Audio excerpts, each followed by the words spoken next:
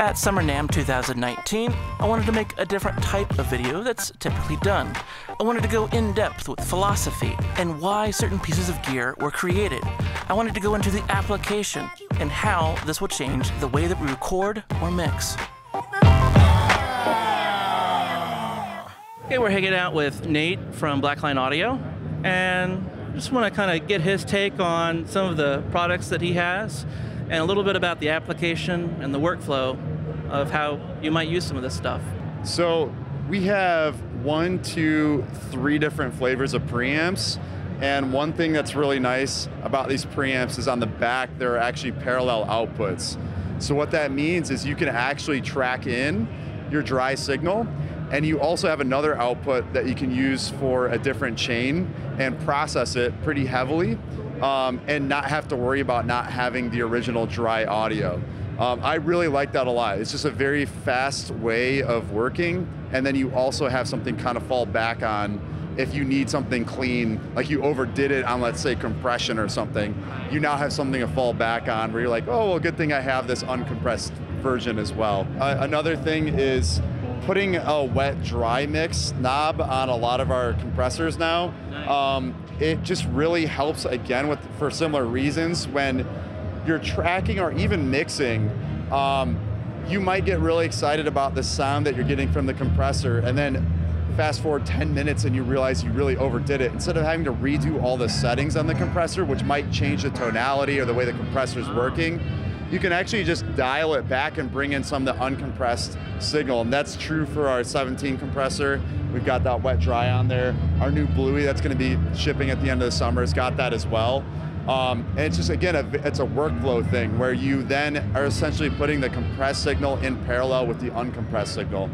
It's that New York style parallel compression that sounds really cool. It's like very forward sounding. So, and if you're trying to get less compression and you're backing off on the input signal, you're actually changing how much of that signal is hitting the detector circuit, which changes the tonality of the compressed signal.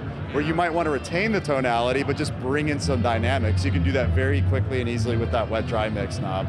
That's huge. Yeah, that's why I love that. Yeah, it's pretty cool. My mind is blown. Yeah.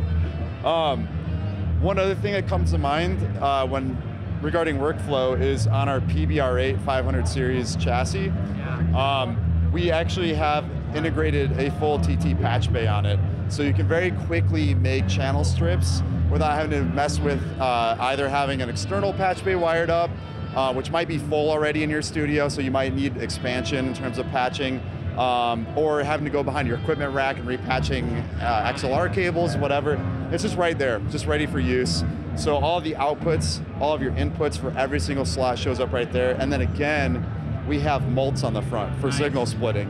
One thing that's really cool is you have 3 copies of your output signal from each module available. So there are XLR outputs, DB25 outputs, and TT outputs on this rack, all with the same signal. So again, you can send those to 3 separate places to process in 3 different ways and get a bunch of different sounds very quickly. It really is like a very creative workflow in my opinion.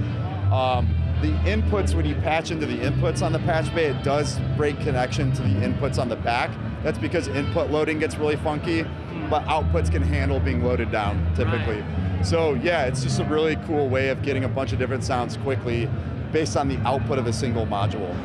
Say a few things about the Bluey. This thing is really cool.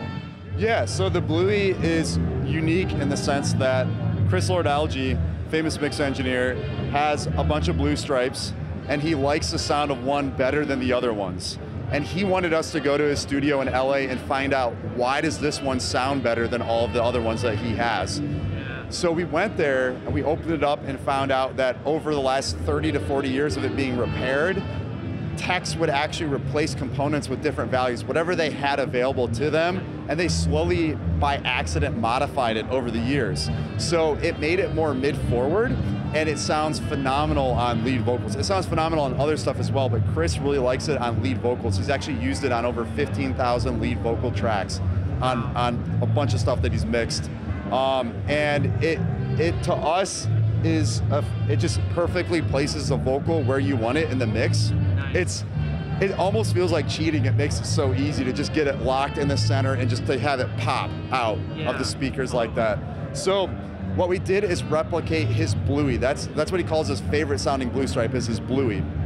So we replicated the Bluey. So it's not an actual clone of a Blue Stripe, it's a replication of his favorite modified Blue Stripe. Yes, so the only thing that's different between ours and his is we wanted to add a wet-dry mix. So again, your workflow, you can actually bring in an uncompressed signal back in parallel with the compressed signal very easily on the faceplate.